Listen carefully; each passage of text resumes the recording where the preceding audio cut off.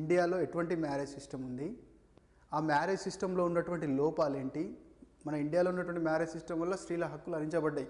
చిన్న వయసులో పెళ్లి చేయడం, వరకట్నం చేయడం, బహుభార్యత్వం. సో ఇలాంటి కారణాలను తగ్గించడానికి ఎలాంటి సామాజిక శాసనాలను తీసుకొని వచ్చిళ్ళు, వాటి ద్వారా మ్యారేజ్ ప్రాబ్లమ్ని ఎంతవరకు కంట్రోల్ చేసినారు.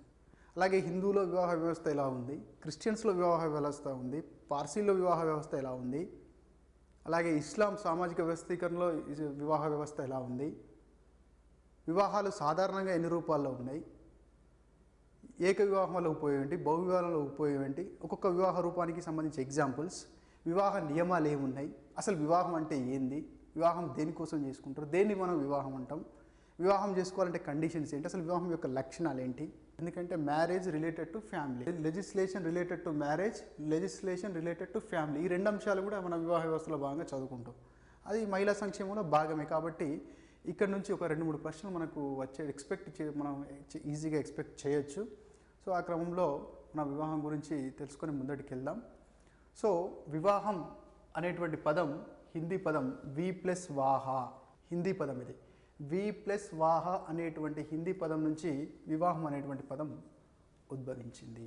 దీని అర్థం ఏంటంటే సమాజ అంగీకారంతో, సమాజం ఆమోదించినటువంటి రీతిలో వరుడు వధువు ఇంటికి వచ్చి తీసుకుపోవడం, వాహ అంటే తీసుకుపోవడం, వధువుని సాంప్రదాయబద్ధంగా తీసుకుపోయేటువంటి ఒక సామాజిక తంతునే, కల్చరల్ తంతునే మనం వివాహం అనేది హిందీ పదం, వివాహం అనేది తెలుగు పదం, వివాహం అనే తెలుగు పదం వివాహ అనేటువంటి హిందీ పదం నుంచి వచ్చింది. దాన్ని మనం ఇంగ్లీష్లో మ్యారేజ్ అని పిలుస్తున్నాం. ఫిబ్రవరి 2nd సండేని ఇంటర్నేషనల్ డే ఫర్ మ్యారేజ్గా ఐక్యరాజ్య సమితి గుర్తించింది. మనం బేసిక్గా వివాహాన్ని డిఫైన్ చేయదలుచుకుంటే, యాక్చువల్గా సామాజిక శాస్త్రవేత్తలు, ఆంథ్రోపాలజిస్టులు ఒక అభిప్రాయంలో వివాహాన్ని పూర్తి స్థాయిలో మనం డిఫైన్ చేయలేమంటాం. కొన్ని ఎగ్జాంపుల్ చెప్తా. జనరల్గా వివాహం అంటే జనరల్గా ఉన్నటువంటి డెఫినేషన్ ఏంటంటే, ఒక స్త్రీ మరియు పురుషుడు సమాజం ఆమోదం పొందినటువంటి రీతిలో తంతును నిర్వహించి, ఒకరిపై ఒకరు లైంగిక పరంగా గుత్తాధిపత్యాన్ని కలిగి ఉండి దాంపత్య జీవనాన్ని ఆరంభించి, వారి యొక్క పిల్లలకు చట్టబద్ధమైన తల్లిని, చట్టబద్ధమైన తండ్రిని, అలాగే పరస్పరం చట్టబద్ధమైన భార్యని, చట్టబద్ధమైన భర్తని అందించేటువంటి ఒక సామాజిక సంస్థనే వివాహం అంటున్నాం. కుటుంబం ఎలా అయితే సామాజిక సంస్థో, వివాహం కూడా సామాజిక సంస్థే. అందుకే లూయి అనేటువంటి శాస్త్రవేత్త ఏం చెప్తారంటే, వివాహం మరియు కుటుంబం అనేవి రెండు కూడా నాణానికి బొమ్మ మరియు బొరుసు లాంటివని చెప్తాడు. ఎందుకంటే కుటుంబం ఏర్పడాలంటే వివాహం జరగాలి, వివాహం జరిగిన తర్వాత ఇమీడియట్గా కుటుంబం ఏర్పడుతుంది. అంటే ఇవి రెండు మ్యూచువల్గా కలిగి ఉంటాయి. బేసిక్గా అసలు ఈ ప్రపంచంలో ఏ జంతువులకు లేనటువంటి ఒక ఆచారం ఇది. ఏ జంతువులు పెళ్ళిళ్ళు చేసుకో, మనుషులు మాత్రమే పెళ్ళిళ్ళు చేసుకుంటారు. జంతువులు సామూహిక జీవనాన్ని కలిగి ఉంటాయి, ఉమ్మడిగా వేటాడుతాయి, ఉమ్మడిగా రక్షణనిస్తాయి, ఉమ్మడిగా పిల్లల్ని సాకుతాయి. కానీ వివాహం అనేటువంటి లక్షణం మాత్రం కేవలం సామాజిక నిర్మాణంలో, మనుషులు వారి యొక్క సామాజిక నిర్మాణంలో క్రమబద్ధమైన లైంగిక సంబంధాలు ఉండడం కోసం ఏర్పరచుకున్నటువంటి ఒక సామాజిక సంస్థ.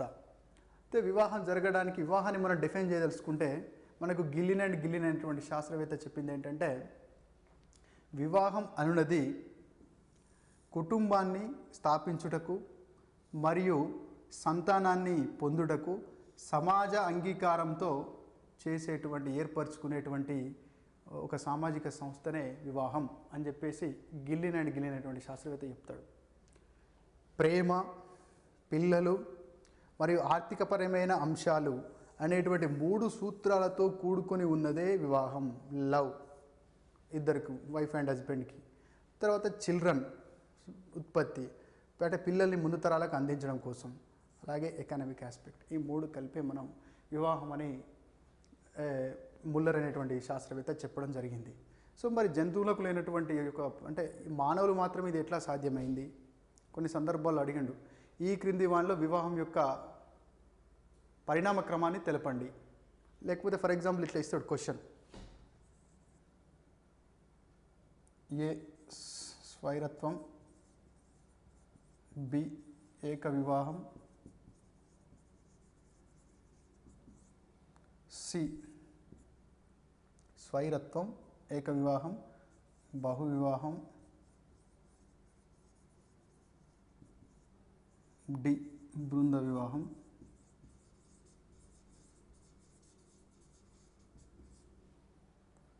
వీనిని సరైన క్రమంలో అమర్చండి.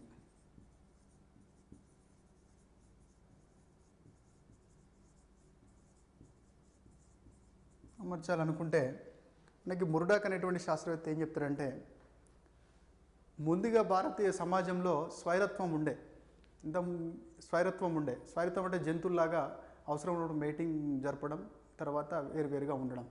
ఆ క్రమంలో జన్మించినటువంటి పిల్లలు తల్లితో మాత్రమే ఉండే, అంటే ఆ రకంగా స్టార్టింగ్లో మాతృస్వామ్య కుటుంబం ఉన్నదనేటువంటి భావన ఉండే. కానీ తర్వాత అంటే ఫుడ్ కోసం, లైవ్లీహుడ్ కోసం స్త్రీ శారీరకంగా పురుషుడితో పోల్చినప్పుడు బలహీనంగా ఉండి వేటాడలేదు కాబట్టి అప్పుడు పురుషుడి మీద డిపెండ్ అయింది. పురుషుడు తన యొక్క లైంగిక అవసరాల కోసం, తనకు పిల్లలు అంటే తనకు సంతానం కావాలనేటువంటి ఇన్స్టింక్ట్, పేరెంటల్ ఇన్స్టింక్ట్ ఉంటుంది కాబట్టి, సో మన అనేటువంటి ఫీలింగ్, బిలాంగింగ్నెస్ అనేది, తర్వాత సైకలాజికల్ అటాచ్మెంట్ అనేది ఉంటుంది కాబట్టి తనకు కూడా స్త్రీతో అవసరం ఏర్పడ్డది. సో అందువల్ల ఇద్దరు కలిసి ఒకే దగ్గర నివసించేటువంటి అవసరం ఏర్పడ్డది, అక్కడే కుటుంబం ఏర్పడ్డది అని చెప్పడం జరిగింది. సో ఇలా ఒక దగ్గర నివసించినప్పుడు లైంగిక సంబంధాలు వాళ్ళిద్దరి మధ్య మాత్రమే స్థిరకాలంగా ఉండేందుకే ఈ కుటుంబ వివాహ వ్యవస్థ ఏర్పడ్డదని అధికంగా శాస్త్రవేత్తలు అభిప్రాయపడడం జరిగింది. సో అందులో భాగంగా ముందు స్వైరత్వం ఉండే, స్వైరత్వం తర్వాత బృంద వివాహం వచ్చింది, బృంద వివాహం తర్వాత బహు వివాహం ఏర్పడ్డది, బహు వివాహం తర్వాత ఏక వివాహం ఏర్పడ్డది.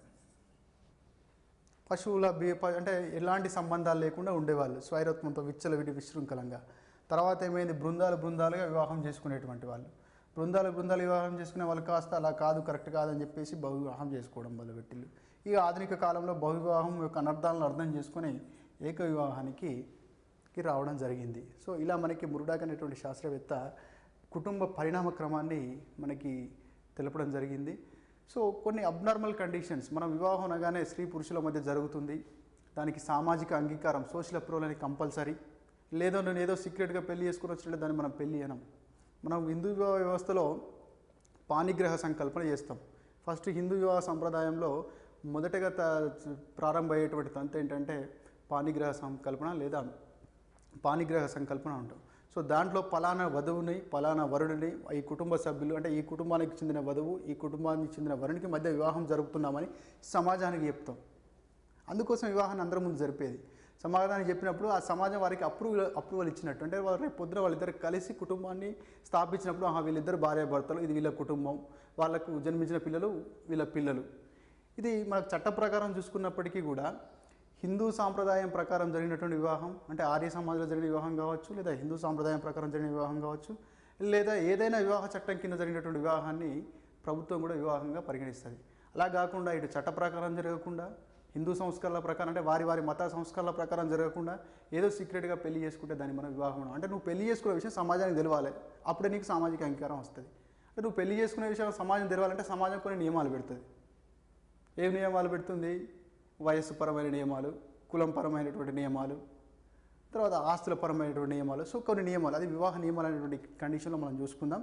సో సమాజం ఏర్పరిచినటువంటి విధానంలో, పద్ధతులు, అంటే ఆయా సమాజాలు, ఆయా మత వర్గాలు ఏర్పరిచినటువంటి విధానంలో ఆయా మత సభ్యులు, ఆయా సమాజ సభ్యులు వివాహాన్ని జరిపినప్పుడు సోషల్ అప్రూవల్ వస్తుంది.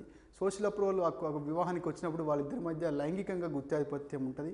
అంటే వివాహాన్ని చేసుకోవడం అంటే లైంగిక అవసరాలు తీర్చుకోవడం కోసం, సమాజానికి ముందు తరాలకు సభ్యుల్ని అంటే సమాజ సభ్యుల్ని అందించడం కోసం. సో ఇలా అలాగే పరస్పరం మానసిక అవసరాలు, వాత్సల్య అవసరాలు, ప్రేమ అవసరాలు, ప్రాథమిక అవసరాలు, ద్వితీయ అవసరాలు, తృతీయ అవసరాలు, అంటే మనిషి ఒక్కడిగా జీవించలేడు. వివాహం అనేటువంటి జీవిలోకి ఎంటర్ అయిన తర్వాత కుటుంబం అనేటువంటి సమూహం ఏర్పడుతుంది. అందులో ఎవరి పాత్రను వాళ్ళు నిర్వహిస్తారు, తద్వారా సమాజం ముందడికి మనగలుగుతుంది. అయితే కొన్ని సందర్భాల్లో అబ్నార్మల్గా మనం చూసినట్టయితే పురుషులకు మధ్య వివాహం జరిగేటువంటి కొన్ని తెగలు ఉన్నాయి. సో అజెండాలో చూసినట్టయితే అజెండాలో తెగ నాయకుడిగా కావడానికి ముందు ఒక బాలుని వివాహం చేసుకోవాలి, అది వారి యొక్క సాంప్రదాయం. అలాగే స్త్రీలకు మధ్య జరిగేటువంటి వివాహం, న్యూ ఇయర్ సమాజంలో స్త్రీలకు మధ్య వివాహం జరుగుతుంది. అంతెందుకు మా హిందూ సమాజంలో కొన్ని కులాలకు సంబంధించినప్పుడు పిల్లలు అంటే 20 సంవత్సరాలు దాటినటువంటి అంటే యుక్త వయసుకు వచ్చినటువంటి పిల్లలు చనిపోయినప్పుడు వాళ్ళు ఒకవేళ బ్యాచిలర్లు అయినట్టయితే వారికి జిల్లేడు చెట్టు లాంటి దాటితో వివాహం జరిపించి అప్పుడు వాళ్ళని అంతిమ సంస్కారాలు నిర్వహిస్తారు. అంటే వివాహంతో అక్కడ జీవితం పరిపూర్ణమవుతుంది. వేదాలు కూడా అదే చెప్తాయి. పెళ్ళి కాకముందు పురుషుడు సగమే, పెళ్ళైన తర్వాతనే పురుషుడు పరిపూర్ణత సాధిస్తాడు. స్త్రీ జన్మించింది తల్లి కావడం కోసమే, పురుషుడు జన్మించింది తండ్రి కావడం కోసమే అని వివాహాన్ని వేదాలు మనకు చెప్తా ఉన్నాయి. అంటే అలా వాళ్ళు అయినప్పుడు మాత్రమే సమాజానికి మనం సభ్యులు అందిస్తాం, లేకపోతే సమాజానికి సభ్యులు అందించాం. సమాజానికి సభ్యుల్ని అందించాలంటే కూడా అది సమాజ అంగీకార రీతిలో అందించాలి, లేకపోతే అగమ్య గమన నిషేధం లేకుండా పోయి ఎవరికి ఏమవుతారు అంటే ఒక జంతు సమాజంలాగా తయారయ్యేటువంటి అవకాశం ఉంటుంది. కాబట్టి సో మన వివాహం అనేది అసలు యాక్చువల్గా ముడ్డాకు చెప్పినటువంటి సిద్ధాంతానికి వ్యతిరేకంగా వెస్టర్ మార్క్ ఏం చెప్పినట్టంటే హిస్టరీ ఆఫ్ హ్యూమన్ మ్యారేజ్ అనేటువంటి గ్రంథంలో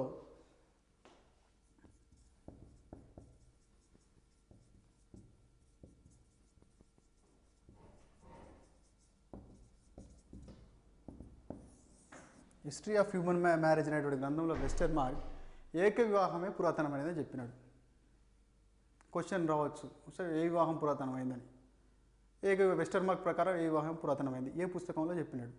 వెస్టర్ మార్క్ అనేటువంటి శాస్త్రవేత్త ఏక వివాహమే పురాతనమైనటువంటి వివాహంగా చెప్పడం జరిగింది. ఈ వివాహం అనగానే మనకి కొన్ని లక్షణాలు మీకు పటపట గుర్తుకు రావాలి. ఇది ఒక ప్రాథమిక సామాజిక సంస్థ. వివాహం కుటుంబానికి దారితీస్తుంది, సమాజంలో లైంగిక సంబంధాలను రెగ్యులేట్ చేస్తుంది, సమాజానికి కుటుంబ సభ్యులను అందిస్తుంది. సో అలాగే సమాజం అంటే ముందు కొనసాగడానికి, అంటే ఈ తరం ఇంకో తరం లేదా సమాజం కంటిన్యూస్గా కొనసాగడానికి కుటుంబాలు ఏర్పడడానికి వివాహం అనేది ఖచ్చితంగా అవసరం. అలాగే వివాహం విశ్వవ్యాప్తమైంది, కేవలం ఒక భారతదేశంలో లేదు, శ్రీలంకలో లేదు, నేపాల్లో లేదు, ప్రపంచమంతా ఆయా రకాల వివాహాలు. ప్రతి తెగల్లో వివాహం ఉంది, ప్రతి వెనుకబడ్డ తెగల్లో ఉంది, అడ్వాన్స్ తెగల్లో ఉంది, అమెరికాలో ఉంది, రష్యా. కాకపోతే అక్కడి సాంప్రదాయాలు, అక్కడి మత విధానాల ప్రకారం ఖచ్చితంగా వివాహం అనేది జరుగుతుంది. వివాహానికి సమాజం యొక్క అంగీకారం కంపల్సరీ. సమాజం అంగీకారం కాకుండా నేను సీక్రెట్గా మ్యారేజ్ చేసుకుంటే దాన్ని మ్యారేజ్ అనం. సో ఇలాంటి లక్షణాలతో మనం వివాహం అనేది ఏర్పడుతుంది. సో తర్వాత మనం చూడాల్సినటువంటి అంశాలు, వివాహం ఎన్ని రూపాల్లో ఉంది ప్రపంచవ్యాప్తంగా, వివాహానికి సమాజ అంగీకారం పొందాలంటే సమాజం ఎలాంటి నియమాలను పెడతా ఉంది, అంటే మేనత్త బిడ్డను చేసుకునేటివి ప్రత్యేక అధికారం ఉండడం, మన కుల సభ్యులే పెళ్లి చేసుకోవాలనేటువంటి అంతర్వివాహ నియమాన్ని పెట్టడం, అందులో మళ్ళీ మన కుల సభ్యులనే పెళ్లి చేసుకునేటప్పుడు మన గోత్రానికి మన వంశానికి సంబంధించిన వారిని పెళ్లి చేసుకోవాలని చెప్పేసి మళ్ళీ గోత్ర బహిర్వివాహాన్ని, వంశ బహిర్వివాహాన్ని సజెస్ట్ చేయడం, మన గ్రామానికి సంబంధించకుండా బయటి గ్రామాన్ని, నాగాలో చూసినట్టయితే సొంత గ్రామానికి కాకుండా బయటి గ్రామానికి సంబంధించిన అమ్మాయిని వివాహం చేసుకుంటారు, సొంత గ్రామానికి సంబంధించిన అమ్మాయిని వివాహం చేసుకోరు. సో ఇలా మనకి కొన్ని అంశాలు ఉన్నాయి. ఈ వివాహ రూపాలు కూడా హిందువులు ఎలా ఉన్నాయి, క్రిస్టియన్లు ఎలా ఉన్నాయి అనేటువంటి పాయింట్ ఆఫ్ వ్యూలో మనం ముందుకు వెళ్ళాల్సి ఉంటుంది. ముందుగా జనరల్గా ప్రపంచవ్యాప్తంగా వివాహాలు ఎన్ని రూపాలు ఉన్నాయో మనం తెలుసుకుందాం. ఈ వివాహ రూపాలని మొట్టమొదటిసారిగా మాలినోవ్స్కీ అనేటువంటి శాస్త్రవేత్త వివాహాల్ని 3 రకాలుగా వర్గీకరించిండు. అందులో ఒకటి ఏక వివాహము, రెండోది బహుభార్యత్వము, మూడోది బహుభర్తత్వము. మోనోగమి ఏక వివాహము, బహుభార్యత్వము పాలిగైని, బహుభర్తత్వము పాలియాండ్రీ. సో ఈ 3 అంశాల్ని ముందుగా మొట్టమొదటిసారిగా మాలినోవ్స్కీ వర్గీకరించిండు. దీన్నే ఫార్మ్స్ ఆఫ్ మ్యారేజ్ ఆర్ వివాహ రూపాలు అంటాం. మరి దేని ఆధారంగా వర్గీకరించిండు మాలినోవ్స్కీ? దేని ఆధారంగా వర్గీకరించిండు? ఏ అనేటువంటి ఒక వ్యక్తి ఉన్నాడు, పెళ్లి చేసుకున్నాడు, భార్య చనిపోయింది, మళ్ళీ పెళ్లి చేసుకున్నాడు. ఆయన బహువివాహాన్ని పాటించినట్ట, ఏక వివాహాన్ని పాటించినట్ట? అంటే ఈయన చేసుకున్నటువంటి ఆధారం ఏంటంటే ఒక వ్యక్తి నిర్దిష్ట కాలంలో ఎంతమంది జీవిత భాగస్వాములను కలిగి ఉన్నాడు. ఒక వ్యక్తి నిర్దిష్ట కాలంలో ఎంతమంది జీవిత భాగస్వాములను కలిగి ఉన్నాడు. ఒకేసారి 2 భార్యలను కలిగి ఉన్నాడా? బహుభార్యత్వం. ఒకేసారి 2 భర్తలను కలిగి ఉన్నాడా? బహుభర్తత్వం. లేదు, ఒకేసారి ఒకటే భార్యను కలిగి ఉన్నాడా?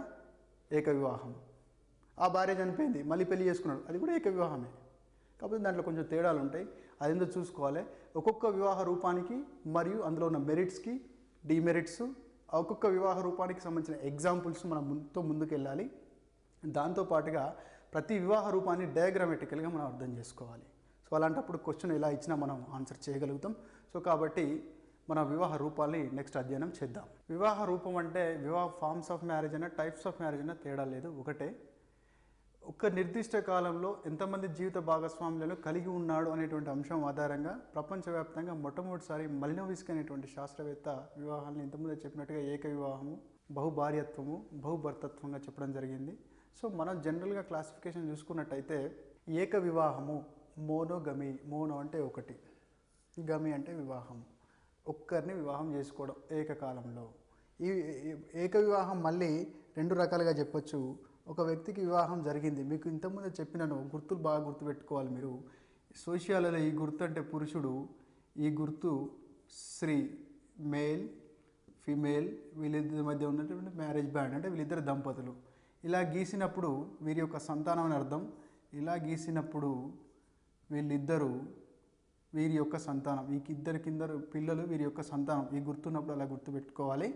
సో ఇలా ఇద్దరు వ్యక్తుల మధ్య ఈ గుర్తున్నప్పుడు రక్త సంబంధం ఉన్నట్టు, అంటే సోదరుడు సోదరి, ఇంకొక సోదరి ఉంటే ఇలా, ఇంకొక సోదరుడు ఉంటే ఇలా, మళ్ళీ ఈయన వివాహం అయితే ఇలా. సో ఈ ఆర్డర్ని మీరు గుర్తుపెట్టుకోవాలి. సో వివాహం జరిగింది, ఏక వివాహం. ఈమె చనిపోయింది అనుకుందాం దురదృష్టవశాత్తు. అప్పుడు ఈయన మళ్ళీ పెళ్లి చేసుకున్నాడు. చనిపోయిన తర్వాత పెళ్లి చేసుకున్నాడు, విడాకులు ఇచ్చిన తర్వాత పెళ్లి చేసుకున్నాడు. అంటే సింగిల్ టైంలో అతనికి ఒక్కటే లైఫ్ పార్ట్నర్ ఉంది, ఇద్దరు లేరు. సో దాన్ని కూడా మనం ఏక వివాహం అంటాం. కాకపోతే ఏంటంటే లైఫ్ పార్ట్నర్ను కోల్పోయిన తర్వాత, విడాకులు తీసుకున్న తర్వాత మళ్ళీ వివాహం చేసుకొని ఒకే జీవిత భాగస్వామ్యాన్ని కలిగి ఉంటే దాన్ని ఏకకాల ఏక వివాహం అంటాం. అంటే ఒకే కాలంలో ఒక్కరిని మాత్రమే కలిగి ఉన్నాడు. ఆమె మిస్ అయినప్పుడు ఇంకోని మళ్ళీ పెళ్లి చేసుకున్నాడు, లేకపోతే ఆయన మిస్ అయినప్పుడు ఇంకోని పెళ్లి చేసుకున్నాడు. సో దాన్నే నాన్ సీరియల్ మోనోగమి అంటాం. అలాగే జీవితకాల ఏక వివాహం. జీవితకాల ఏక వివాహం అంటే సనాతన హిందూ సాంప్రదాయంలో అధికంగా ఉండే వివాహం జరిగింది, దురదృష్టవశాత్తు వైఫ్ చనిపోయింది, ఈయన మళ్ళీ వివాహం చేసుకోడు. అంటే ఒకసారి పెళ్లి చేసుకున్న తర్వాత జీవిత భాగస్వామి ఉన్నా లేకున్నా ఏం సంభవించినా మళ్ళీ వివాహం చేసుకోడు. సో అటువంటి వివాహాన్ని జీవితకాల ఏక వివాహం, సీరియల్ మోనోగమి అంటాం. సో ఈ ఏక వివాహం యొక్క ఉపయోగాలు వెస్టర్ మార్క్ గారు చెప్పినట్టుగా ఈ ప్రపంచ చరిత్రలో, అంటే మానవ చరిత్రలో ఏక వివాహమే అత్యంత పురాతనమైందని చెప్పినాడు. ఏక వివాహంలో స్త్రీ పురుషులకు సమానమైనటువంటి ప్రాధాన్యత ఇవ్వబడుతుంది. సంతానం సరైన మార్గంలో ముందడి తీసుకెళ్ళబడుతుంది. అలాగే స్త్రీల పట్ల హింస అనేది ఏక వివాహంలో చాలా తక్కువగా ఉంటుంది. ప్రపంచమంతా అంటే స్త్రీలకు పురుషులకు సమాన హోదా ఉంటుంది. ప్రపంచవ్యాప్తంగా సమాజ అంగీకారం పొందినటువంటిది, విశ్వవ్యాప్త అంగీకారం పొందినటువంటిది ఏక వివాహం. జనాభా పరంగా చూసిన జనాభాను స్టేబుల్గా మెయింటైన్ చేయడంలో ఏక వివాహం ఉపయోగపడుతుంది. బహుభర్తత్వం తీసుకుంటే జనాభా పూర్తిగా తగ్గిపోతుంది, బహుభార్యత్వాన్ని తీసుకుంటే జనాభా ఏకదం పెరిగిపోతుంది. సో కానీ ఏక వివాహం మాత్రం మోడల్గా జనాభా ఒక టెంపోలో వెళ్ళడానికి ఉపయోగపడుతుంది. అలాగే సమాజంలో ఏక వివాహం వల్ల అందరికీ వివాహం చేసుకునేటువంటి అవకాశం వస్తుంది. నిరుపేదలకు, డబ్బున్న వాడికి, బాగా టాప్ మోస్ట్ ఎంప్లాయీకి, చిన్న చిరుద్యోగికి. అలాగే ఒక వ్యక్తికి నలుగురు అమ్మాయిని పెళ్లి చేసుకునే అవకాశం, లేదా ఒక అమ్మాయికి నలుగురు అబ్బాయిలు పెళ్లి చేసుకునే అవకాశం ఉన్నప్పుడు డబ్బులు ఎక్కువ ఉన్న వాళ్ళు ఎక్కువ మందిని పెళ్లి చేసుకుంటారు. డబ్బులు లేనివాడు వివాహం చేసుకోలేకపోతాడు. అదే ఏక వివాహం అనేటువంటి నియమం సమాజంలో ఉన్నట్టయితే ఒకరిని వివాహం చేసుకున్నాడు కాబట్టి అతనికి ఎంత ఆస్తున్నా ఎంత స్తోమతున్నా మళ్ళీ వివాహం చేసుకోవడానికి అవకాశం లేదు. కాబట్టి అందరికీ వివాహం చేసుకునేటువంటి అవకాశం ఏక వివాహం వల్ల లభిస్తుంది. సో కాబట్టి ఏక వివాహం అనే నాగరికతకు చిహ్నంగా పేర్కొంటూ ప్రపంచంలోని అత్యధిక సమాజాలు ఏక వివాహాన్నే పాటిస్తున్నాయి. పురాతన భారతీయ సనాతన సాంప్రదాయంలో ఏక వివాహంలో కూడా అది కూడా జీవితకాల ఏక వివాహాన్ని పాటించేటువంటి కార్యక్రమాన్ని మనం చూడొచ్చు. ఏక వివాహానికి సంబంధించినటువంటి చిత్రపటాలు మనం ఇంతకుముందు చూసినాం. ఇది భార్య చనిపోయిన, అంటే జీవిత భాగస్వామి చనిపోయినా మళ్ళీ పెళ్లి చేసుకోలేదు. సో కాబట్టి దీన్ని జీవితకాల ఏక వివాహం అంటాం. ఇక్కడ ఈమె చనిపోకముందు ఈయన పెళ్లి చేసుకోలేదు, ఆమె చనిపోయిన తర్వాత పెళ్లి చేసుకున్నది, లేదా ఈయన చనిపోకముందు ఈమె పెళ్లి చేసుకోలేదు, ఈయన చనిపోయిన తర్వాత వేరే ఒక పురుషుని పెళ్లి చేసుకుంది. సో దాన్ని మనం ఏకకాల ఏక వివాహంగా చెప్పుకుంటాం. సో ఈ ఏకకాల ఏక వివాహాన్నే దంపతి వివాహం అని కూడా పిలవడం జరుగుతుంది. సో మనకు ఉన్నటువంటి రెండవ రకం బహు వివాహం. బహు వివాహం అంటేనే మనం అర్థం చేసుకోవాల్సింది ఏంటంటే ఒక పురుషుడు లేదా ఒక స్త్రీ ఏకకాలంలో ఇద్దరు భర్తని కలిగి ఉండడం, లేదా ఒకటి కంటే ఎక్కువ జీవిత భాగస్వాముల్ని కలిగి ఉండేటువంటి వివాహ విధానం బహు వివాహం. అందులో ఒక స్త్రీ ఒకరికంటే ఎక్కువ భర్తని కలిగి ఉంటే బహుభార్యత్వం అని, పాలిగని అని, బహుభార్యత్వం అని, పాలిగని అని. ఒక పురుషుడు ఒక స్త్రీ ఒకరికంటే ఎక్కువ భర్తని కలిగి ఉంటే బహుభర్తత్వం, పాలియాండ్రీ అని. ఒక పురుషుడు ఒకరికంటే ఎక్కువ భార్యని కలిగి ఉంటే బహుభార్యత్వం. సింపుల్గా గుర్తుపెట్టుకోండి, బహుభార్యత్వం అంటే 1 husband more wives. అలాగే బహుభర్తత్వం అంటే 1 వైఫ్ మోర్ హస్బెండ్స్. అనేక మంది భార్యలు, ఒకటి కంటే ఎక్కువ భార్యలు కలిగి ఉన్నట్టయితే దాన్ని బహుభార్యత్వ వివాహం అంటాం. ఒక స్త్రీ ఒకరికంటే ఎక్కువ భర్తల్ని ఏకకాలంలో కలిగి ఉన్నట్టయితే దాన్ని బహుభర్తత్వం అంటాం. మనం చిత్రపటంలో చూపించినట్టయితే పురుషుడు ఒక స్త్రీని వివాహం ఆడిండు, మళ్ళొక్క స్త్రీని వివాహం ఆడిండు. సో దీన్ని మనం బహుభార్యత్వంగా చెప్పుకుంటాం. సో అలాగే ఈ బహుభార్యత్వంలో కూడా ఇలా మనం పెట్టినప్పుడు అంటే ఈ పురుషుని యొక్క భార్యలు ఇద్దరు సోదరీమణులు, ఈ పురుషుని యొక్క భార్యలు ఇద్దరు వైఫ్ 1 వైఫ్ 2 ఇద్దరు కూడా సోదరీమణులు. ఇలాంటి సందర్భంలో ఇలాంటి వివాహాన్ని అంటే ఒక వ్యక్తి సొంత అక్క చెల్లెలను భార్యలుగా కలిగి ఉన్నట్టయితే అటువంటి వివాహ రూపాన్ని భగినీ బహుభార్యత్వము అంటాం. భగినీ బహుభార్యత్వము ఇంగ్లీష్లో సరోరల్ పాలిగని అంటాం. సరోరల్ పాలిగని అంటాం. అలాగే ఒకవేళ ఇదే పురుషుడు ఇద్దరు భార్యల్ని కలిగి ఉన్నాడు, బహుభార్యత్వాన్ని పాటిస్తున్నాడు, కానీ ఇతని యొక్క వైఫ్స్ మధ్యలో ఎలాంటి సోదర సంబంధం, రక్త సంబంధం లేదు. అలాంటప్పుడు అలాంటి బహుభార్యత్వాన్ని అభగినీ బహుభార్యత్వము, నాన్ సరోరల్ పాలిగని అంటాం.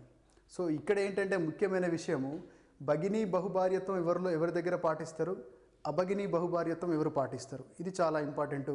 భగినీ బహుభార్యత్వం అనేది సమాజంలో గోండులు, ముండాలు, ఇబల్స్లో, భారతీయ సమాజంలో గోండులు, ముండాలు, ఇబల్స్లో భగినీ బహుభార్యత్వం అవపడుతుంది. యజమాని ఉన్నాడు, పెద్ద కూతురికి పెళ్లి చేసినాడు, ఒక చిన్న పాప ఉంది. సో ప్రమాదవశాత్తు పెద్ద కూతురు చనిపోయింది. సో అప్పుడు కుటుంబం ఆగమైంది అనేటువంటి ఉద్దేశంతో పెళ్ళిడికి వచ్చినటువంటి అమ్మాయిని మళ్ళీ అదే అబ్బాయికి వివాహం చేసేటువంటి ఒక రకమైన అంటే దాంట్లో ఒక దృక్పథం అంటే కుటుంబాన్ని కాపాడాలనుకునే దృక్పథం, తన పెద్ద కూతురు మళ్ళీ సౌతి తల్లి వస్తున్నటువంటి దృక్పథం. సో ఇలాంటి కారణాల వల్ల భగినీ బహుభార్యత్వం అనేది చాలా సందర్భాల్లో మనకి అవపడుతుంది.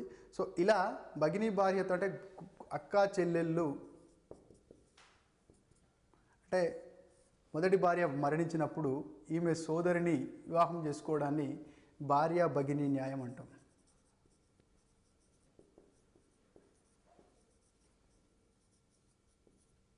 భార్య భగినీ న్యాయం. ఇదేమో భార్య భగినీ బహు వివాహం, భార్య భగినీ బహుభార్యత్వం. ఇక్కడ ఏమైంది, మొదటి వైఫ్కు పిల్లలు లేరని, మొదటి వైఫ్కు మగపిల్లలు పుట్టట్లేదని, లేదా మొదటి వైఫ్కు ఆరోగ్యం సరిగా లేదని వాళ్ళ సిస్టర్ని పెళ్లి చేసుకునేటువంటి కారణాలు. ఇక్కడ అక్క చనిపోయింది, చిన్నపిల్లలు ఉన్నారు, ఆమె సోదరిని పెళ్లి చేసుకోవడం భార్య భగినీ న్యాయం. ఇక్కడ భార్య భగినీ న్యాయానికి వచ్చినప్పుడు వైఫ్ చనిపోయినప్పుడు ఆమె సోదరిని, అవివాహిత సోదరిని వివాహం చేసుకునేటువంటి న్యాయాన్ని భార్య భగినీ న్యాయం అంటాం. సొంత సోదరిని మనల్ని వివాహం చేసుకోవడాన్ని భార్య భగినీ బహుభార్యత్వము అని పిలవడం జరుగుతుంది. ఇట్లాంటి భగినీ బహుభార్యత్వం ముఖ్యంగా గోండ్స్లో, ముండాస్లో, ఇబల్స్లో మనకు స్పష్టంగా గోచరిస్తుంది. చాలా సందర్భాల్లో సాధారణ సమాజాల్లో కూడా కనిపిస్తుంది. అభగినీ బహుభార్యత్వంలో ఈ వ్యక్తి ఒకరికంటే ఎక్కువ వైఫ్ 1 వైఫ్ 2 ఇద్దరిని కలిగి ఉన్నాడు, కానీ వీళ్ళ మధ్య ఎటువంటి సంబంధం లేదు. సో ఎందుకు ఇలా కలిగి ఉన్నాడు అంటే మొదటి భార్యకి సంతానం లేదని, మొదటి భార్యకు ఆరోగ్యం బాగాలేదని, సోషల్ ప్రెస్టేజ్ కోసం, రాజకీయ లబ్ధి కోసం. సో ఇలాంటి రకరకాల కారణాల వల్ల ఈ వ్యక్తి రెండవ భార్యనికి పెళ్లి చేసుకోవడానికి సిద్ధపడ్డాడు. ఆ రోజుల్లో సమాజం అంగీకరించింది. హిందూ వివాహ చట్టం రాకముందు అండ్ అభగినీ బహుభార్యత్వానికి నాగాలు, బైగాలు, ఉరళీలు. అలాగే బహువివాహంలో మరొక రూపం బహుభర్తత్వం. బహు అంటే ఎక్కువ, భర్తత్వం, పాలి అంటే ఎక్కువ, యాండ్రీ అంటే భర్తలు. సో ఎక్కువ మంది భర్తలు, ఏకకాలంలో ఒక స్త్రీ ఎక్కువ మంది భర్తల్ని కలిగి ఉండడం. దీన్ని మనం చిత్రపటం రూపంలో చూసినట్టయితే ఒక స్త్రీ ఏకకాలంలో husband 1, husband 2, husband 3 what ever ఎన్నైనా ఉండొచ్చు. అంటే మనకు ఒకటి కంటే ఎక్కువ ఉంటే చాలు, ఈ కండిషన్ అప్లై అవుతుంది. కాబట్టి ఒక స్త్రీ వైఫ్ ఏకకాలంలో హస్బెండ్ 1ని కలిగి ఉంది, అలాగే హస్బెండ్ 2ని కలిగి ఉంది. సో ఇలాంటి సందర్భంలో ఈ స్త్రీ వివాహం చేసుకున్నటువంటి భర్తలు అన్నదమ్ములైతే అలాంటి వివాహాన్ని సోదర బహుభర్తత్వము లేదా ఫ్యాటర్నల్ ప్యాలియండ్రీ అంటాం. సింపుల్గా చెప్పాలంటే ఒక స్త్రీ సొంత అన్నదమ్ముల్ని వివాహం చేసుకున్నప్పుడు, సొంత అన్నదమ్ములు అంటే ఒక స్త్రీ అన్నదమ్ములు అయినటువంటి వాళ్ళని తన భర్తలుగా చేసుకుంటే అటువంటి దాన్ని సోదర బహుభర్తత్వం అంటాం. ఇలాంటి ఎగ్జాంపుల్ మనకి నీలగిరి తోడాస్లో అవపడుతుంది. నీలగిరి తోడాస్లో ఒక స్త్రీ ఆ ఇంట్లో ఉన్నటువంటి పెద్ద సోదరుని వివాహం చేసుకుంటే ఆటోమేటిక్గా అతని కనిష్ట సోదరులకు కూడా వివాహం అయినట్టుగానే భావించబడుతుంది. ఆమె ఆ ఇంట్లో అందరు అన్నదమ్ములకి భార్యగానే ట్రీట్ చేయబడుతుంది. సో అలాగే ఒక స్త్రీ ఒకరికంటే ఎక్కువ హస్బెండ్స్ని కలిగి ఉన్నప్పుడు వారి మధ్య ఎలాంటి సోదర సంబంధం ఉంది కాబట్టి ఇది ఫ్యాటర్నల్ పాలియాండ్రీ, సోదర బహుభర్తత్వము, తోడాలు ఎగ్జాంపుల్. ఇక్కడ కూడా స్త్రీ ఇద్దరు భర్తల్ని కలిగి ఉంది కానీ వాళ్ళ మధ్య ఎట్లాంటి సోదర సంబంధం లేదు. సో ఇలాంటి ఎగ్జాంపుల్ని, ఇలాంటి విధానాన్ని అసోదర బహుభర్తత్వము లేదా నాన్ ఫ్యాటర్నల్ పాలియాండ్రీ అంటాం. ఇది మనకు కేరళలోని నాయర్స్లో అవపడుతుంది.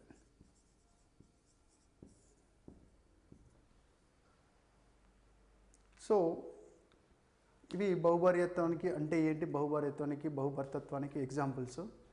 సో అలాగే మగ సంతానం కావడం, సంతానం లేకపోవడం, అంతర్వివాహాన్ని చేసుకోవాలి, మన కుల సభ్యులే చేసుకోవాలి, ఇట్లాంటి కారణాల వల్ల ముఖ్యంగా భార్యత్వము అనేది ఎక్కువగా సమాజంలో అంటే కొన్ని తెగల్లో కనపడుతుంది. బహుభర్తత్వం హైలీ అబ్నార్మల్. ఇది మనకు ద్రౌపదిని ఎగ్జాంపుల్గా తీసుకోవచ్చు. ఏదో కొన్ని కారణాల వల్ల ద్రౌపది పాండవులందరికీ భార్యగా మారింది. పాండవులందరూ అన్నదమ్ములు కాబట్టి ద్రౌపది ఎగ్జాంపుల్ మనం ఏం చెప్పుకోవచ్చు, సోదర బహుభర్తత్వముగా మనం చెప్పుకోవచ్చు, అంటే ఫ్యాటర్నల్ పాలియాండ్రీగా చెప్పుకోవచ్చు. సో మనకి ఫ్యాటర్నల్ పాలియాండ్రీ అనేది నీలగిరి తోడాల్లో అవపడుతుంది. కారణం ఏంటంటే నీలగిరి తోడాలు అంటే బహుభర్తత్వాన్ని ఏమని పిలుస్తారంటే పేదరికంతో రాజీ పడి చేసుకునే పెళ్ళి.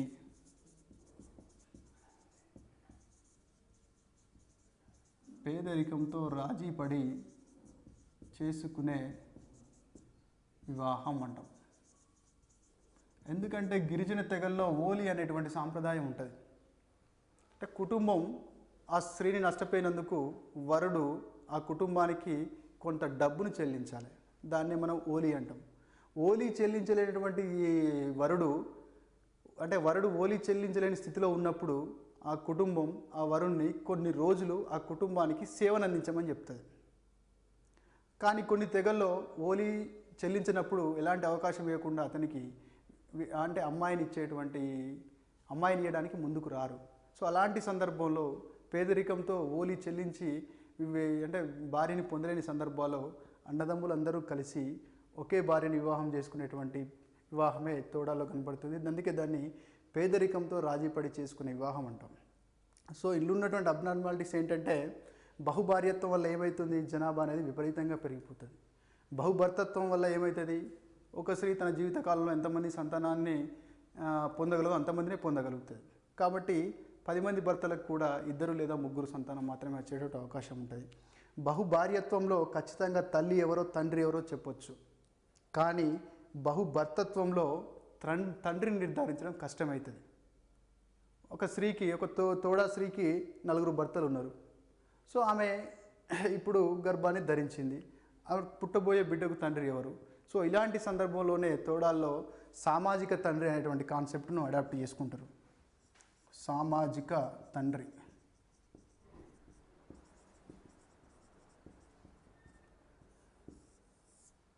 సోషియోలాజికల్ ఫాదర్. ఎవరిని సామాజిక తండ్రిగా అంగీకరిస్తారు ఉన్నటువంటి భర్తల్లో? ఈమె 7వ నెల గర్భిణిగా ఉన్నప్పుడు అంటే గర్భంతో ఉన్నటువంటి స్త్రీకి ఆమె భర్తల్లో ఎవరో ఒకరు విల్లుని మరియు బాణాన్ని ఆమెకి కానుకగా ఇచ్చినప్పుడు పుట్టబోయేటువంటి బిడ్డకి ఈ కానుకను ఇచ్చినటువంటి వాడే సామాజిక తండ్రిగా పరిగణించబడతాడు.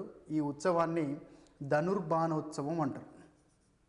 ఈ ఉత్సవాన్నే ధనుర్బాణోత్సవం అంటారు. క్వశ్చన్ పడవచ్చు, ధనుర్బాణోత్సవం ఏ తెగలో జరుగుతుంది? ధనుర్బాణోత్సవం గాన వచ్చేటువంటి వివాహ రూపం బహుభర్తత్వం. ధనుర్బాణోత్సవానికి కారణం ఏంటి? సామాజిక తండ్రి నిర్ధారించడానికి పేదరికంతో రాజీపడి చేసుకునే పెళ్ళి అని దేన్ని అంటారు?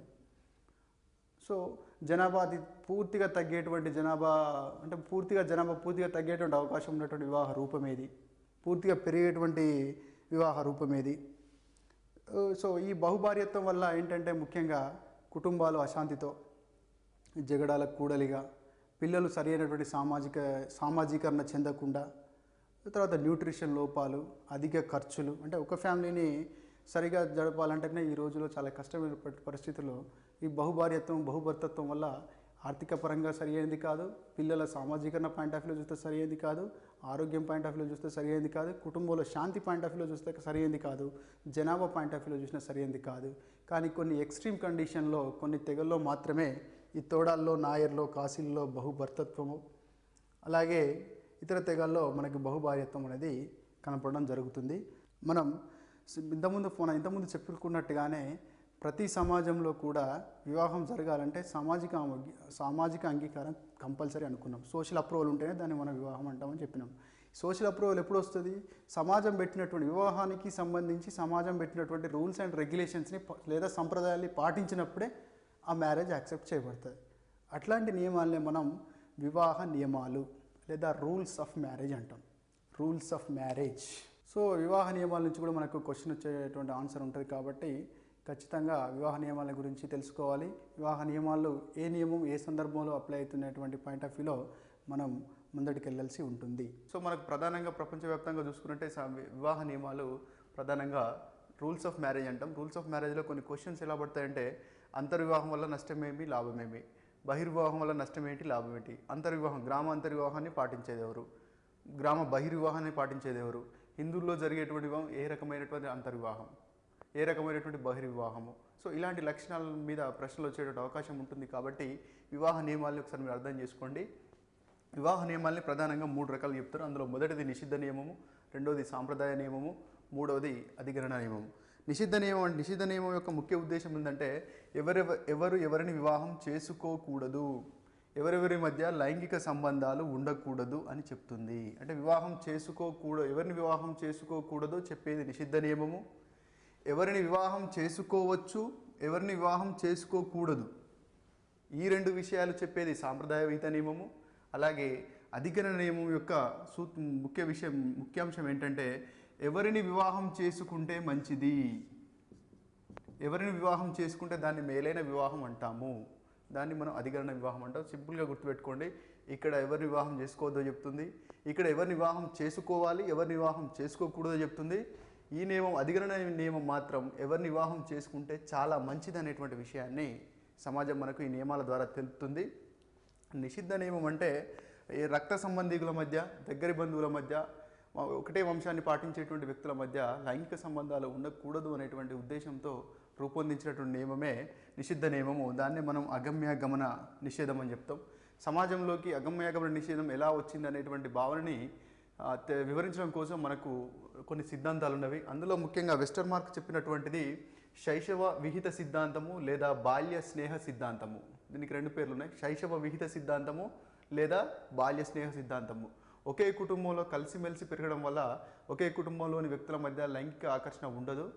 అందువల్ల అంటే వాళ్ళు బాల్యం నుంచి కలిసి ఉన్నారు కాబట్టి వాళ్ళ మధ్య లైంగిక ఆకర్షణ ఉండదు కాబట్టి వివాహం వాళ్ళిద్దరి మధ్య చేయకూడదు అనేటువంటి వివరణతో వెస్టర్మార్క్ గారు శైశవ విహిత సిద్ధాంతాన్ని చెప్పడం జరిగింది. కాబట్టి వివాహం కోసం ఒక కుటుంబం మరొక కుటుంబం మీద తప్పనిసరి ఆధారపడుతుంది, తద్వారా బంధుత్వం అనేది విస్తరిస్తుంది.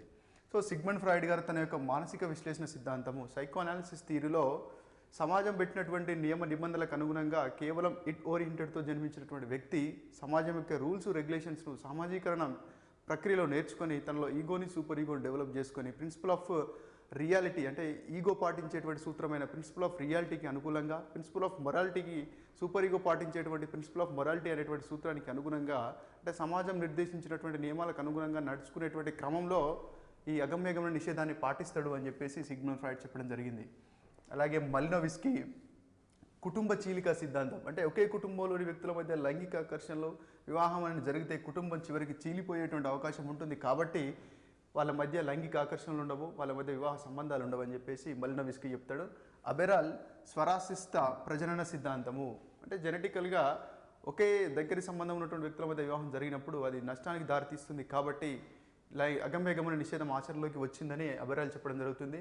అలాగే టైలర్ కుటుంబ సభ్యుల మధ్య ఇలాంటి అనైతిక ప్రవర్తన ఉన్నప్పుడు కుటుంబాల మధ్య సహకారం ప్లేస్లో పోటీ సంఘర్షణ వస్తుంది కాబట్టి అగమ్య గమన నిషేధాన్ని పాటిస్తున్నారు అని టైలర్ చెప్పడం జరిగింది. ప్రీవియస్ ఎగ్జామ్లో అగమ్య గమన నిషేధానికి సంబంధించి టైలర్ చెప్పినటువంటి సిద్ధాంతం ఏంటి, మల్నవిస్కి చెప్పినటువంటి సిద్ధాంతం ఏంటి, శైశవీత సిద్ధాంతాన్ని చెప్పిన వారు ఎవరు, లేదా ఇక్కడ నలుగురు సైంటిస్టుల పేర్లు 4 సిద్ధాంతాల పేర్లు ఇచ్చి మ్యాచింగ్ పాయింట్ ఆఫ్ వ్యూలో క్వశ్చన్స్ అడిగినటువంటి అవకాశం ఇంతకుముందు కనిపించింది. సో కాబట్టి ఈ విషయాన్ని మీరు గుర్తుంచుకోండి.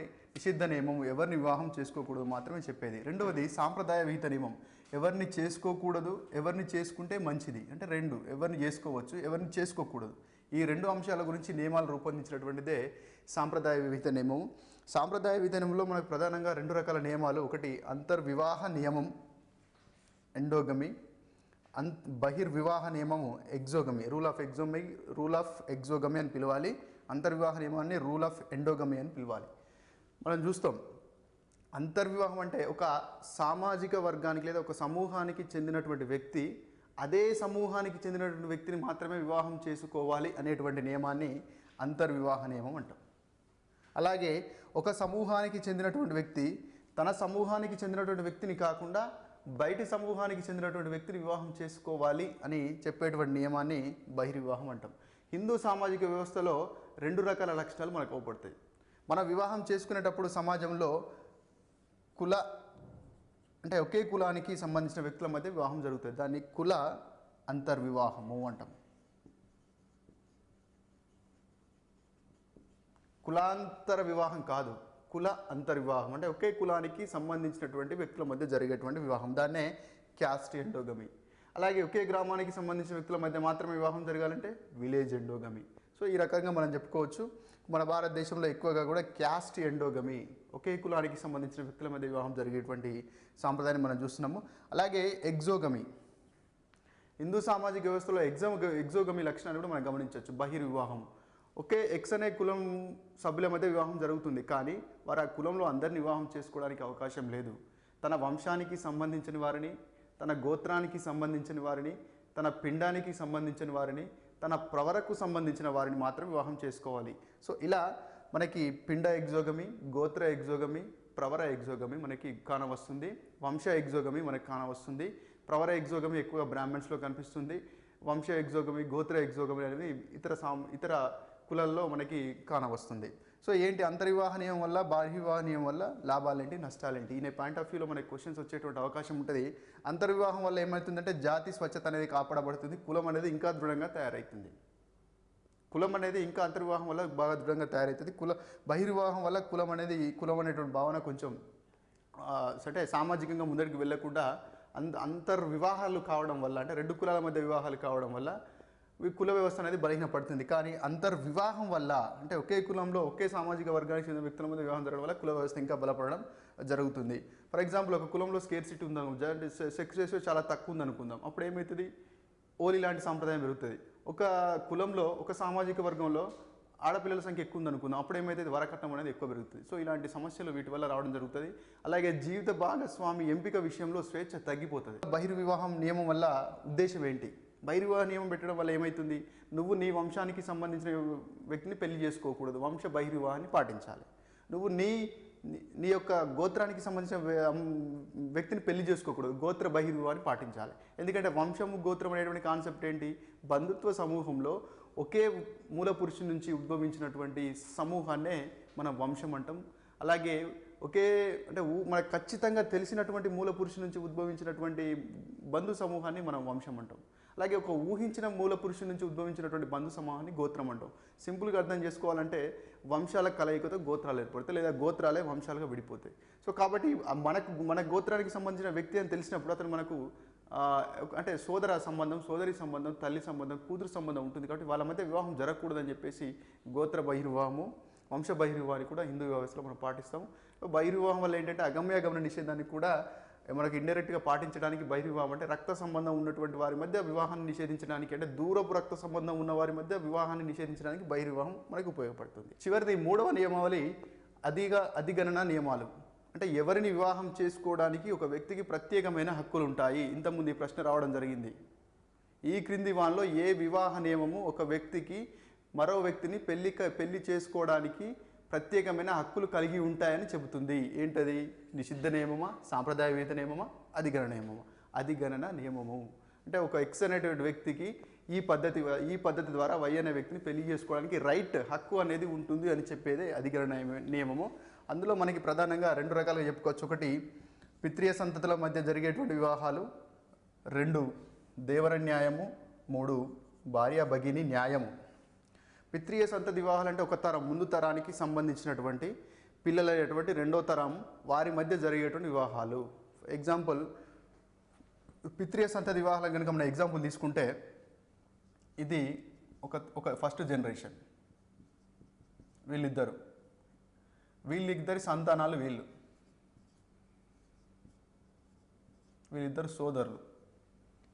అంటే ఒక జనరేషన్కు సంబంధించినటువంటి వ్యక్తుల మధ్య జరిగేటువంటి వివాహాన్ని పిత్రీయ సంతతి వివాహాలు అంటాం. అది సోదరుల పిల్లల మధ్య కావచ్చు, సోదరి మనుల పిల్లల మధ్య కూడా కావచ్చు.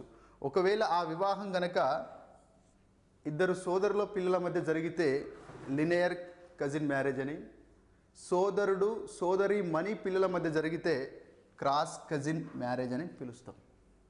ఈ క్రాస్ కజిన్ మ్యారేజెస్నే మన దగ్గర మేన వివాహాలు అని పిలుస్తాము. దీన్ని లినియర్ కజిన్ మ్యారేజ్ని సమాంతర పిత్రీయ సంతతి వివాహాలుగా పిలుస్తాం. కన్ఫ్యూజ్ కాకూడదు. సమాంతర పిత్రీయ సంతతి వివాహాలు ఇద్దరు అక్క చెల్లెల పిల్లల మధ్య కానీ, ఇద్దరు అన్నదమ్ముల పిల్లల మధ్య కానీ జరిగేటువంటి వివాహాలు. క్రాస్ కజిన్ మ్యారేజెస్ సోదరి మరియు సోదరుని పిల్లల మధ్య జరిగేటువంటి వివాహాల్ని మన క్రాస్ కజిన్ మ్యారేజెస్ అంటాం. మన ఇండియాలో ఎక్కువగా మేనరిక వివాహాలు జరుగుతాయి. అరబ్ ప్రపంచంలో లినియర్ కజిన్ మ్యారేజెస్ జరిగేటువంటి అవకాశం లాంటి సాంప్రదాయం ఉంది. ఈ మేన వివాహాలను కూడా మళ్ళీ ఒకటి మాతృపార్శ్వ మేనరికం, 2 పితృపార్శ్వ మేనరికంగా చెప్పుకోవచ్చు. సో ఇలా ఈ నియమాల మీద మనకు ఎక్కువ క్వశ్చన్స్ ఎక్కడ పడతాయంటే అంతర్వివాహం మీద, బహిర్వివాహం మీద మనకు పడతాయి. గ్రామ బహిర్వివాహానికి ఎగ్జాంపుల్ ఏంటి? ముఖ్యంగా నాగాల్లో వాళ్ళ గ్రామానికి సంబంధించినటువంటి అమ్మాయిని వివాహం చేసుకోరు, బయటి గ్రామానికి సంబంధించిన అమ్మాయిని వివాహం చేసుకుంటారు. ఇంతకుముందు 2-3 సార్లు ఈ క్వశ్చన్ అవ్వబడింది. ఈ క్రింది ఏ తెగలో గ్రామ బహిర్వివాహం కానవస్తుంది? నాగాలు గుర్తుపెట్టుకోండి. నాగాలాండ్ ప్రాంతంలో ఉండేటువంటి నాగాల్లో గ్రామ బహిర్వివాహం జరుగుతుంది. అలాగే నాగాలు అధికంగా రాక్షస వివాహానికి ప్రాధాన్యతనిస్తారు. వాళ్ళకు స్టేట్మెంట్ ఇస్తారు, మేము మా శత్రువులను ఓడిస్తాము, వారి కుటుంబాలకు సంబంధించిన స్త్రీలను వివాహం చేసుకుంటాం. ఇది నాగాలకు సంబంధించిన స్టేట్మెంట్. సో ఇది వివాహ నియమావళి. హిందువులలో వివాహం అనేది అతి పవిత్రమైనటువంటి మతపరమైన మరియు సామాజిక పరమైనటువంటి కార్యక్రమం. ఇది వ్యక్తిగత విషయం కాదు. బాగా గుర్తుపెట్టుకోండి, హిందువులలో వివాహం అనేది వ్యక్తిగతమైనటువంటి విషయం కాదు. వ్యక్తికి సమాజం నిర్దేశించినటువంటి లక్ష్యాలను పూర్తి చేసుకోవడానికి వివాహం అనేది ఏర్పడింది. వేదిక సాహిత్యంలో మనకు చెప్తారు, పురుషుడు తండ్రి కావడం కోసమే జన్మించినాడు, స్త్రీ తల్లి కావడం కోసమే జన్మించినది. తండ్రి అయిన తర్వాతనే పురుషుడు పూర్తిస్థాయి పురుషుడే గుర్తించబడతాడు. వివాహం కానంత వరకు పురుషుడు 50% మాత్రం పురుషుడే అని మనకి పురాతన వేద సాహిత్యంలో చెప్పడం జరుగుతూ ఉన్నది. అలాగే భారతదేశం అంటే హిందూ సమాజం యొక్క వివాహం యొక్క ముఖ్య లక్షణాలు చెప్పినట్టయితే ఇది ఒక వ్యక్తిగత కార్యం కాదు, సామాజిక పరమైన కార్యక్రమం. హిందూ వివాహం దేనికోసం ఏర్పడింది, హిందూ వివాహం యొక్క ముఖ్య లక్షణాలు ఏంటి అనేటువంటి పాయింట్ ఆఫ్ వ్యూలో కపాడే గారు marriage and family system in India అనేటువంటి గ్రంథంలో హిందూ వివాహానికి సంబంధించి 3 లక్షణాలని మనకు ప్రధానంగా చెప్పడం జరిగింది. మొదటి లక్ష్యం ఏంటంటే ధర్మం, 2వ లక్ష్యం ప్రజ, 3వ లక్ష్యము ప్లెజర్ లేదా కామం. ధర్మము అంటే వ్యక్తి వివాహం చేసుకొని సమాజం పట్ల తాను నిర్వర్తించేటువంటి ధర్మాలను నిర్వర్తించాలి. అదే పంచమహాయజ్ఞాలను కంప్లీట్ చేయాలి. సమాజానికి ముందు తరాలను అందించడం కోసం 2వ లక్ష్యమైనటువంటి ప్రజ అంటే ఉత్పత్తి, సంతానాన్ని ఉత్పత్తి చేసి ముందు తరాలకు అందించాలి. 3వది కామం. వ్యక్తి తన జీవితాంతం కూడా తనకు అవసరమైనటువంటి అవసరాలని ధర్మాచరణతో కూడినటువంటి అంటే నియమబద్ధమైన జీవిత విధానంతో కూడినటువంటి మార్గంలోనే కంప్లీట్ చేసుకోవాలి. కాబట్టి ఇక్కడ మనం గమనించినట్టయితే ఈ 3 లక్ష్యాల్లో అత్యున్నతమైన హిందూ వివాహ లక్ష్యాలు అంటారు వీటిని, 3టిని. ఈ హిందూ వివాహ లక్ష్యాల్లో అత్యున్నతమైనది ఏంటి? ధర్మము. చివరిది ఏంటి? కామము, ప్లెజర్. సో చాలాసార్లు అడిగాడు హిందూ వివాహ లక్ష్యాల్లో ఈ క్రింది వాళ్ళు అత్యుత్తమైన హిందూ వివాహ లక్షణం ఏది? ధర్మమా, కామమా, లేకపోతే ప్రజానా? సో ఈ పాయింట్ ఆఫ్ వ్యూలో మనకు క్వశ్చన్ పడేటువంటి అవకాశం ఉంటుంది. ఈ లక్ష్యాలను మనకు పేర్కొన్నటువంటి శాస్త్రవేత్త కపాడియా గారు. పురాతన హిందూ వివాహ వ్యవస్థలో మనువు హిందువులలో 8 రకాల వివాహ రూపం ఉందని చెప్పినాడు. ఆ 8 రకాల వివాహ రూపాల్లో 4 వాటినే పురాతన హిందూ వివాహ రూపాలు అంటారు. దాంట్లో 4 వివాహ రూపాలని సమాజం అంగీకరించింది, 4 వివాహ రూపాలని సమాజం అంగీకరించలేదు. సమాజం అంగీకరించినటువంటి 4 వివాహ రూపాలని ప్రశస్త వివాహాలు అంటాం.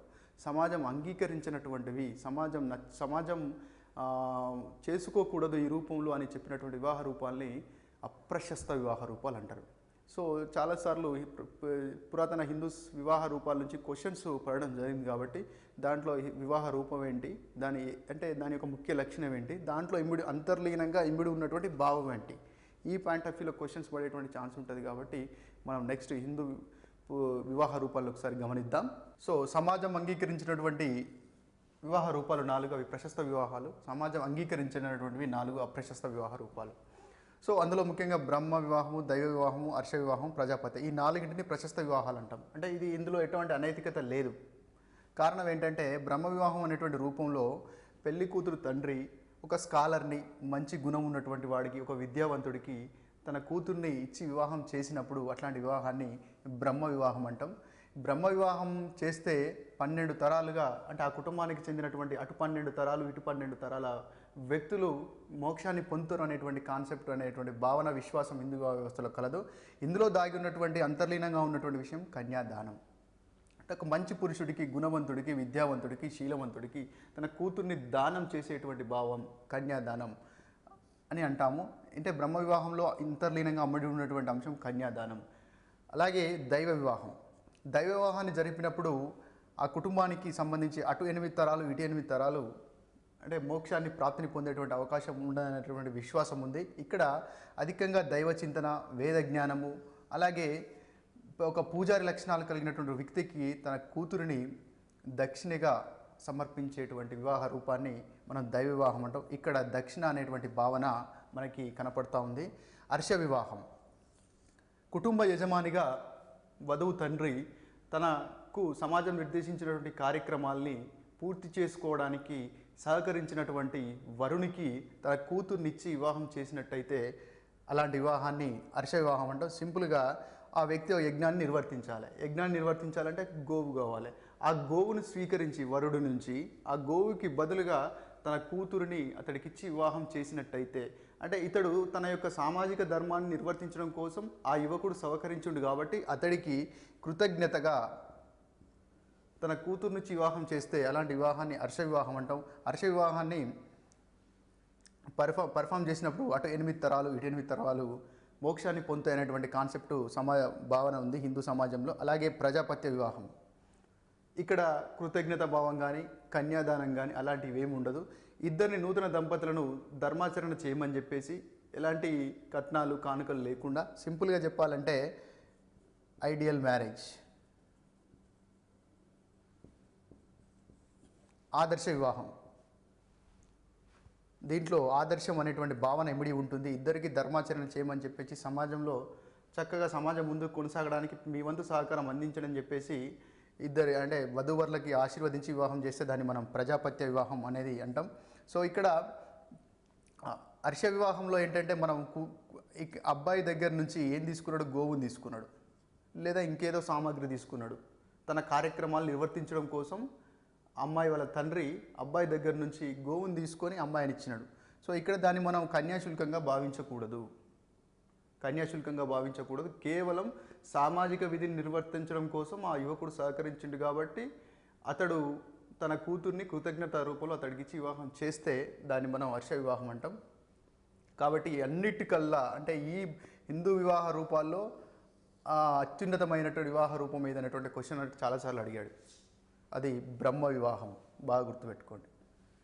8 హిందూ వివాహ రూపాల్లో అత్యున్నతమైన వివాహ రూపం ఏదంటే బ్రహ్మ వివాహ రూపం.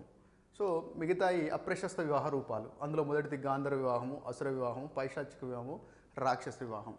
గాంధర్వ వివాహం అంటే ప్రస్తుత కాలం ఉన్నటువంటి లవ్ మ్యారేజెస్.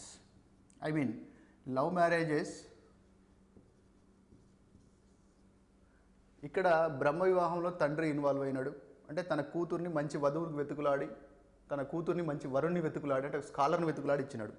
ఇక్కడ దైవ చింతనలో కూడా, దైవ వివాహంలో కూడా పెళ్లి కూతురు తండ్రి మంచి పూజారిని, దైవ చింతన ఉన్నటువంటి యువకుని వెతుకులాడి అతనికి తన కూతుర్ని ఇచ్చినాడు. హర్ష వివాహంలో తను సహాయం పొందినందుకు కృతజ్ఞతగా తన కూతుర్ని ఇచ్చినాడు. ఇక్కడ కూడా తండ్రి ఇన్వాల్వ్ అయినట్టు. అంటే ఈ 4 సందర్భాల్లో కూడా తండ్రి తల్లిదండ్రులు కుటుంబం ఇన్వాల్వ్ అయింది. కానీ ఇక్కడ గాంధర్వ వివాహంలో కుటుంబం ఇన్వాల్వ్ అవ్వదు, అది ప్రేమ వివాహం. ఇక్కడ అమ్మాయికి ఇక్కడ స్వేచ్ఛ లేదు, అమ్మాయి తండ్రి లేదా అమ్మాయి కుటుంబ సభ్యులు నిర్ణయం తీసుకొని వివాహాన్ని జరుపుతూ ఉన్నారు. కానీ ఇక్కడ వధూవరులే స్వేచ్ఛగా నిర్ణయం తీసుకుంటారు, వధువరులకే స్వేచ్ఛ అధికంగా ఉంటుంది, వాళ్ళ తల్లిదండ్రులు ఇన్వాల్వ్ కారు. అంటే వధువు మరియు వరుడు ఇష్టపూర్వకంగా పెళ్లి చేసుకున్నప్పుడు దాన్ని మనం గాంధర్వ వివాహం అంటాం. సో ఇక్కడ అమితంగా వధువరులకు స్వేచ్ఛ ఉంటుంది, కుటుంబ సభ్యుల యొక్క ఇన్వాల్వ్మెంట్ అనేది ఇక్కడ ఉండదు. మరొక వివాహ రూపం అసుర. వివాహం చేసుకోవడానికి అంటే వధువు యొక్క తల్లిదండ్రులకు కొంత పైకాన్ని చెల్లించి వివాహం చేసుకున్నట్టయితే, లేదా పెళ్లి కొడుకు నుంచి కొంత మొత్తాన్ని ధనాన్ని స్వీకరించి తన కుమార్తెనిచ్చి వివాహం చేసినట్టయితే అలాంటి వివాహ రూపాన్ని అసుర వివాహం అంటూ ఇక్కడ కన్యాశుల్కం అనేటువంటి భావన క్లియర్గా అవపడతా ఉంది. కన్యాశుల్కం అనేటువంటి భావన అసుర వివాహంలో క్లియర్గా మనకు కనపడతా ఉంది. సో ఇక్కడ కూడా పెళ్లి కూతురు యొక్క ఒపీనియన్కి, పెళ్లి కూతురికి స్వేచ్ఛ లేకుండా పెళ్లి కూతురు యొక్క తల్లిదండ్రులు కన్యాశుల్కానికి ఆశపడి చేసేటువంటి వివాహమే. కాబట్టి ఇక్కడ పెళ్లి కూతురుకు స్వేచ్ఛ అనేది లేకుండా ఉంటుంది, దాన్ని మనం గమనించవచ్చు. మూడవది పైశాచిక వివాహం. ఇది బ్రహ్మ వివాహం అత్యుత్తమ వివాహం, పైశాచిక వివాహం అత్యంత హీనమైనటువంటి వివాహం. వధువు లేదా ఒక స్త్రీ అవివాహిత అయినటువంటి బాలిక మత్తులో ఉన్నప్పుడు లేదా ఆ బాలికని మత్తుకు గురి చేసి ఆమెకు తెలియని స్థితిలో ఆమెకు స్పృహలో లేనటువంటి సందర్భంలో వివాహం చేసుకున్నట్టయితే, అంటే వివాహం జరుగుతుందన్న విషయం కూడా ఆమెకు తెలియదు. సో అలాంటి సందర్భంలో ఆమెను వివాహం చేసుకున్నట్టయితే అలాంటి వివాహాన్ని పైశాచిక వివాహంగా చెప్తాం. ఇది అత్యంత నీచమైన వివాహంగా పేర్కొనడం జరిగింది. రాక్షస వివాహం. పెళ్లి కూతురు తరపు వాళ్ళని, అంటే అమ్మాయి వధువు యొక్క తల్లిదండ్రుల యుద్ధంలో ఓడించి కానీ లేదా వాళ్ళకి తెలియకుండా బలవంతంగా ఎత్తుకొని పోయి కానీ వివాహం చేసుకున్నట్టయితే అలాంటి వివాహాన్ని రాక్షస వివాహం అంటూ శ్రీకృష్ణుడు చేసుకున్నటువంటి వివాహం రాక్షస వివాహం. సో ఇక్కడ రాక్షస వివాహంలో కూడా తల్లిదండ్రుల ఇన్వాల్వ్మెంట్ ఉండదు, పెళ్లి కూతురుకి ఇష్టం ఉండొచ్చు, ఉండకపోవచ్చు. పైశాచిక వివాహంలో తల్లిదండ్రులకు తెలియదు, పెళ్లి కూతురుకి ఇష్టం ఉండదు. అసుర వివాహంలో పెళ్లి కూతురు ఒపీనియన్తో సంబంధం లేదు, తల్లిదండ్రులు డబ్బులు తీసుకొని ఇచ్చేస్తారు. ఇక్కడ అసలు పేరెంట్సే ఇన్వాల్వ్ కారు. అయితే ఇందులో క్వశ్చన్స్ ఎలా వచ్చేటువంటి అవకాశం ఉంటుందంటే, అత్యుత్తమ వివాహ రూపం ఏది, నీచమైన వివాహ రూపం ఏది, ఇందులో కన్యాదానం అనేటువంటి భావనను కలిగి ఉన్నటువంటి హిందూ వివాహ రూపం ఏది, దక్షిణ అనేటువంటి భావనను కలిగినటువంటి హిందూ వివాహ రూపం ఏది, కృతజ్ఞత అనేటువంటి భావనను కలిగిన హిందూ వివాహ రూపం ఏది, ఆదర్శ వివాహాన్ని పోలిన వివాహ రూపం ఏది. సో ఇలా మనకి ప్రశ్నలు పడేటువంటి అవకాశం ఉంటుంది. కాబట్టి జాగ్రత్తగా చూసి సమాధానం పెట్టాలి. ఈ 8 సాంప్రదాయ హిందూ వివాహ రూపాలతో పాటు మనకి అనులోమ వివాహము, ప్రతిలోమ వివాహము, ఐసోగమి అండ్ అనిసోగమి అనేటువంటి వివాహ రూపాలు కూడా హిందూ సామాజిక వ్యవస్థలో కానరావస్తున్నాయి. అందులో ముఖ్యంగా అనులోమ వివాహం అంటే మనకు తెలుసు, హిందూ వివాహ వ్యవస్థ 4 వర్ణాలుగా విడిపోయి ఉంది. బ్రాహ్మణ్స్, తర్వాత క్షత్రియాసు, వైశ్యాస్ అండ్ శూద్రాస్. సో ఇక్కడ ఉన్నత వర్ణానికి చెందినటువంటి, ఫర్ ఎగ్జాంపుల్ బ్రాహ్మణ వర్గానికి చెందినటువంటి పురుషుడు క్షత్రియ వర్ణానికి చెందినటువంటి అమ్మాయిని పెళ్లి చేసుకున్నా, లేదా వైశ్య వర్ణానికి సంబంధించిన అమ్మాయిని పెళ్లి చేసుకున్నా, శూద్ర వర్ణానికి సంబంధించిన అమ్మాయిని పెళ్లి చేసుకున్న ఆ వివాహాన్ని అనులోమ వివాహం అంటాం. అంటే ఉన్నత వర్ణానికి చెందినటువంటి పురుషుడు నిమ్న వర్ణాలకు చెందినటువంటి స్త్రీలను పెళ్లి చేసుకున్నప్పుడు అటువంటి వివాహాన్ని అనులోమ వివాహం అంటాం. అలా కాకుండా నిమ్న వర్ణానికి చెందినటువంటి పురుషుడు ఉన్నత వర్ణానికి చెందినటువంటి స్త్రీని వివాహం చేసుకున్నట్టయితే, అంటే శూద్రకు సంబంధించిన ఒక పురుషుడు వైశ్య అమ్మాయిని పెళ్లి చేసుకున్నాడు, లేదా క్షత్రియ అమ్మాయిని పెళ్లి చేసుకున్నాడు, లేదా బ్రాహ్మణ అమ్మాయిని పెళ్లి చేసుకున్నాడు. అలాంటి సందర్భంలో ఆ వివాహాన్ని ప్రతిలోమ వివాహం అంటాం. అనులోమ వివాహం వల్ల వచ్చినటువంటి సంతానాన్ని దాసీపుత్రులను పిలుస్తారు. అలాగే ప్రతిలోమ వివాహం వల్ల వచ్చినటువంటి సంతానాన్ని పంచములు అని పిలిచారు. పంచములు. అలాగే ఐసోగమి అంటే సమస్థాయి వ్యక్తుల మధ్య జరిగేటువంటి వివాహము. సమస్థాయి వ్యక్తులు ఆర్థికంగా, ఫినాన్షియల్గా, సోషియలాజికల్గా, కల్చర్గా, ఆక్యుపేషనల్గా ఒకే రకమైన స్థాయి ఉన్నటువంటి వ్యక్తుల మధ్య జరిగేటువంటి వివాహాన్ని ఐసోగమి అంటాం. అనిసోగమి అంటే సమస్థాయి లేనటువంటి వ్యక్తుల మధ్య జరిగేటువంటి వివాహాన్ని అనిసోగమి అంటాం. భారతదేశంలో అధికంగా ఐసోగమికే అధిక ప్రాధాన్యత ఇవ్వడం జరుగుతూ ఉంది.